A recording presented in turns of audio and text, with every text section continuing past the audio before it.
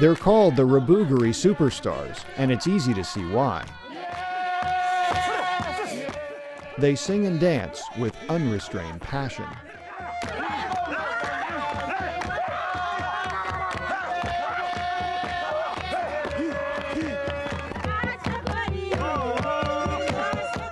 It's their way of sharing their culture with us. It's a cultural tour, but it's also a sign. A clear signal that this community is ready to welcome visitors.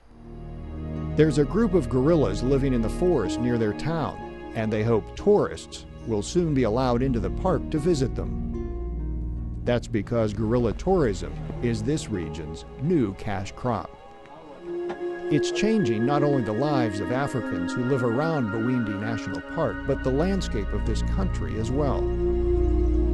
Although Uganda is rich in natural resources, it remained one of the world's poorest and least developed countries until the 1990s. Political stability and economic reforms have turned things around, clearing the way for tourism and new opportunities.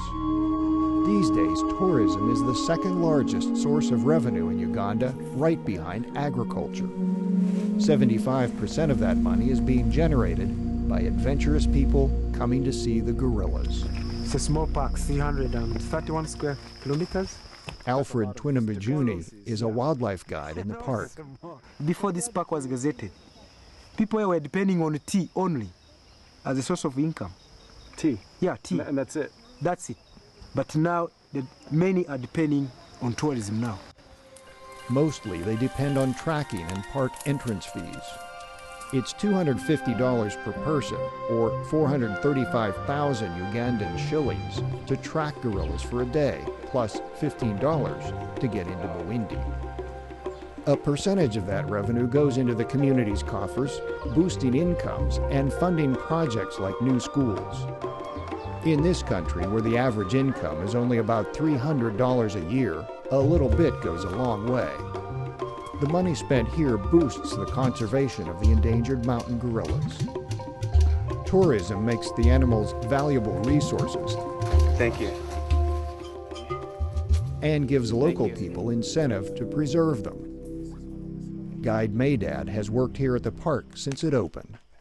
The tourists are bringing money to the country, so the people who are benefiting from gorilla tourism, they also continue protecting them.